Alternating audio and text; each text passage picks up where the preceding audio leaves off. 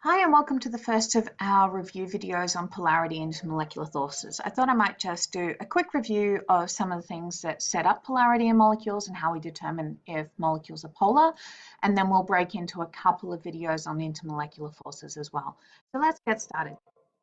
The reason we need to go through this is because our understanding of bonding and how that contributes to the physical properties of molecules and materials is really important. This is something that sets a really good foundation to your understanding of how things work, and you will need to refer to again when you're looking at explain style questions, even in year 12 for unit 3 and unit 4. So it's important to make sure that you have a good grounding in this, and if you're not certain, please make sure that you are seeking assistance in those bits that are unclear. Let's get going. The key thing that helps us work out for covalent molecules, and with intermolecular forces and polarity, we are talking covalent molecules. We're not talking metals or ions. We're talking the covalent, pure covalent molecular molecules. So generally what we've done is we've assumed that atoms share a pair of electrons equally. We keep talking about how a covalent bond is a shared pair of electrons. This isn't so. As is most cases when two things are being shared, it's not always equal. Because different atoms have different levels of attraction for the electrons, which is defined by their electronegativity, they don't share them equally. Because electronegativity is the ability of an atom to attract the electrons in a bond, which is a definition that we need to know, it means that one atom may be more attractive to the electrons, so therefore the electrons will be closer to it more of the time. So electronegativity increases as we go from left to right across the periodic table. So if we sketch out our periodic table like we've got one here, it increases from left to right and it increases as we go up a group, which means that fluorine is our most electronegative. The noble gases, of course, don't have an electronegativity value for the most part. This is because they have complete octets. They're stable, so they're not very attractive to other electrons, and they don't tend to form molecules.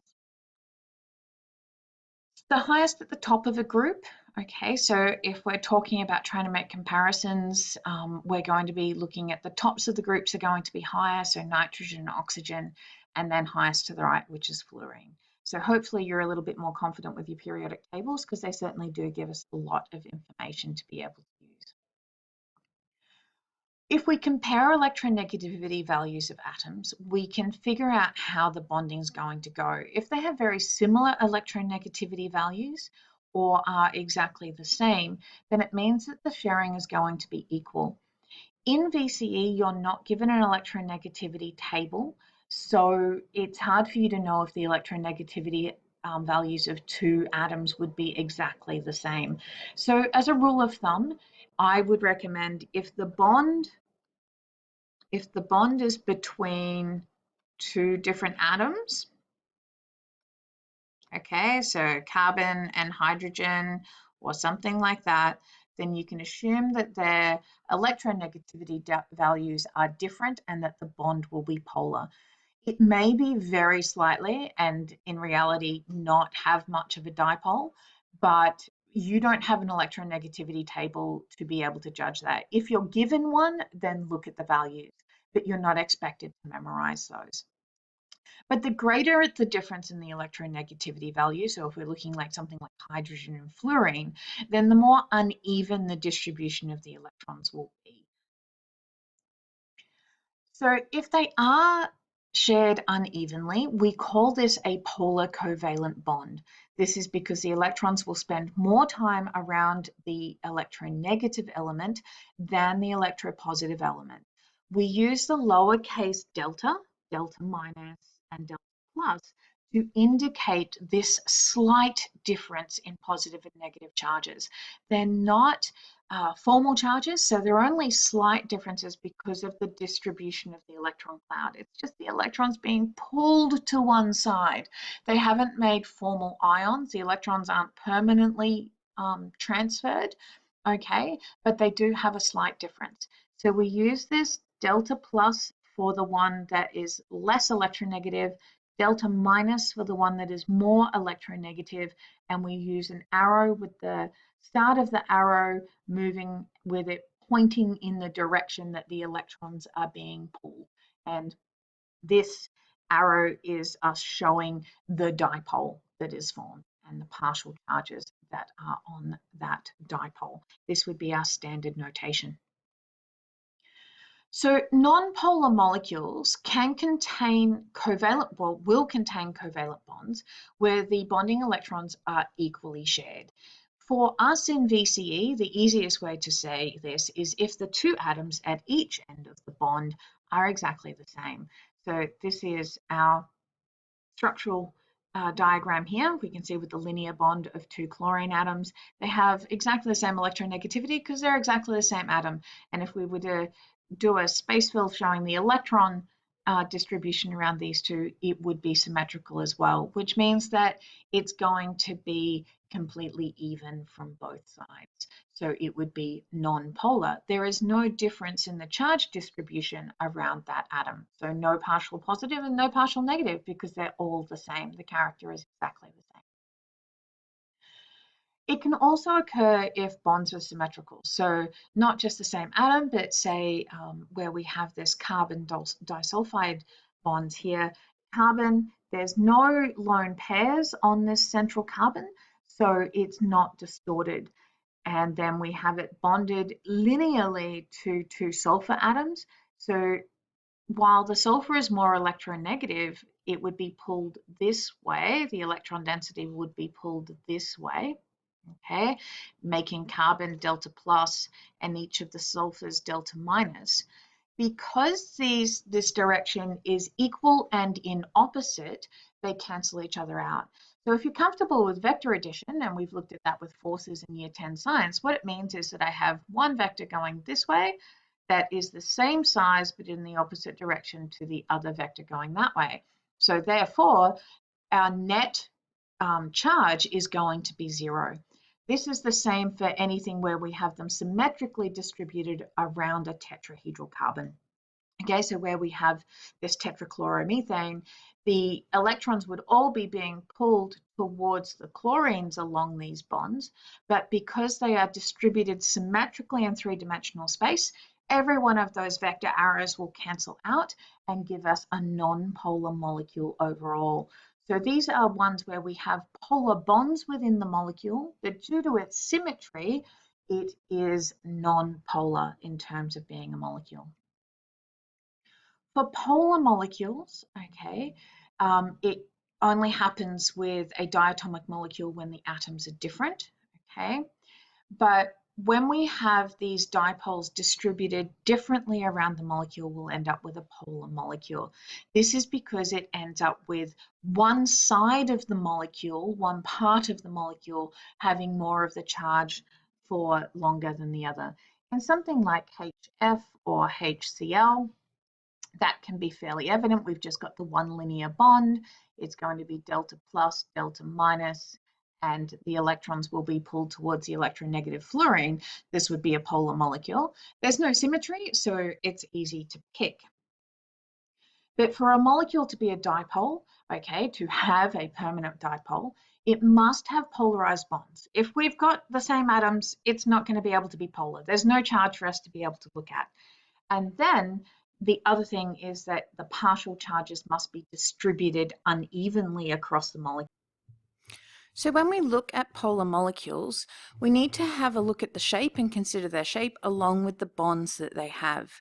So when we have more than one covalent bond in a molecule, it's dependent on whether or not they're distributed symmetrically, okay? So because the permanent dipoles can cancel each other out, it can be non-polar if the shape is purely symmetrical. So that's in 3 dimensions or in 2. Typically, when we talk about symmetrical things, when we've thought about them, we often think about them in 2 planes. So a lot of you may have considered something like water, which just has our oxygen and 2 hydrogens, to be symmetrical, because we can sort of put a line through here. The catch is in chemistry we can't cut an atom in half like that, so that's not symmetrical when we talk about chemistry. Okay, we're not going to cut the atom in half. And this side in three-dimensional space is actually very different to this side. So if we can identify a sidedness in a molecule, it's probably going to be polar, okay? Well, it will definitely be polar.